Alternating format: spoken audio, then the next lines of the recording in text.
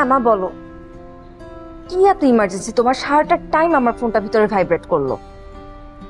বলতো আমি কোথায় যাচ্ছি? আমি কি করে জানবো? আহা, ধারণা করে বল না।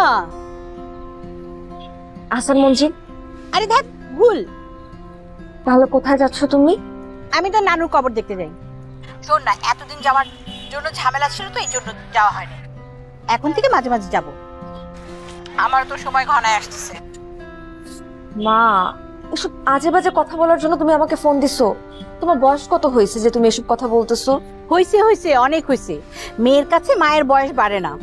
আর তোর নানুরে আমি এইসব কথা বলছিলাম, কিন্তু কোনো লাভ হয়নি। সে তো ঠিকই চলে গেছে। মা তো আমার জন্য পারে নাই, কিন্তু আমার একটা কর্তব্য আছে না, তোকে ভালো একটা ছেলের হাতে তুলে দেওয়া। সেই দোয়াটা চাওয়ার জন্য আমি মার কবরে যাচ্ছি। মা, যদি কোনো কিছু চাইতেই হয় তাহলে ভালো কিছু চাও। চাও যে আমি যাতে খুব ভালো একজন ডক্টর হয়ে যেতে পারি, এবং সেটা খুব তাড়াতাড়ি। শোনো, আমি ফোন রাখলাম তো। আরে শোন শোন শোন না, দেখ ফোনে কথা বলছে। না না, তেমন কিছু না।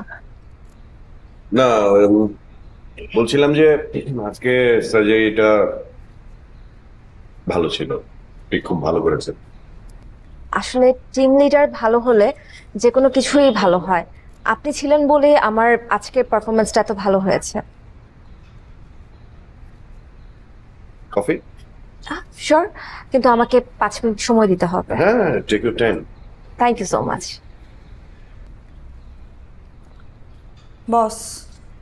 জি বলবে? হ্যাঁ, মানে অফিসে কি আর কোনো কাজ বাকি আছে? যদি না থাকে তাহলে আমি এখন বেরোবো। দেখো নীলা, তুমি যেভাবে অফিস থেকে বেরিয়ে যাও তাতে অন্যদের মধ্যে এর প্রভাব পড়তে পারে। বোঝো না কেন? অনেকে সুযোগ নিতে পারে। কে কি করার চেষ্টা করছে? না, এখনো করেনি, করতে পারে বললাম আর কি। ওরা সবাই আমার টিম। কার কতটুকু করার ক্ষমতা আছে সেটা আমি খুব ভালো মতো করেই জানি। ব্যাস, তাহলে তো হয়েই গেল। না বস, আপনার যদি মনে হয় যে আমাকে নিয়ে কোনো প্রবলেম হচ্ছে, আপনি কিন্তু আমাকে সরাসরি বলতেই পারেন। নীলা দেখো, তুমি শুধু শুধু রাগ করছো। হ্যাঁ, তোমার ফোন পাচ্ছে, ধরো ধরো, জরুরি হতে পারে, ধরো।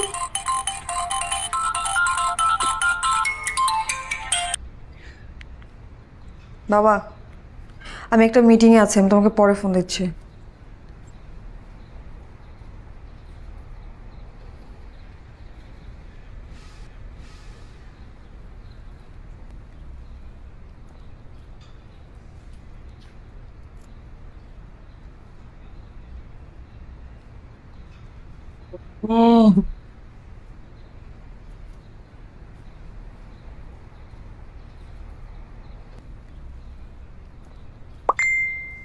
ওরে বাবা, এত মেসেজ!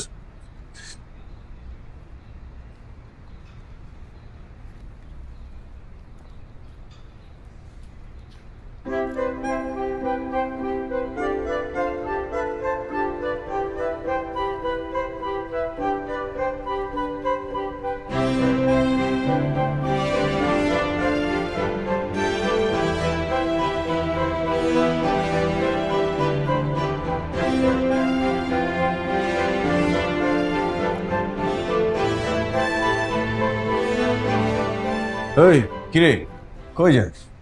বয় এখানে। আরে বয়, বেশি রাগ করছিস? দেখ, থ্যাঙ্কস। আরে তখন চাবিটা দরকার ছিল, না হলে খুব ঝামেলায় পড়ে যেতাম। পায়ে টান খাইছিলাম। আরে এত রাগ করলে হবে? তুই কি খেতে চাস বল? কফি খাবি? দাঁড়া, এই 2টা কফি দিন তো, আরেকটা একটু চিনি বেশি দিন। এই না না, চিনি না, চিনি ছাড়া দাও। কেন, ডায়েট করছিস? আমি মেডিকেলে ভর্তি হওয়ার পর থেকেই চিনি কেনা।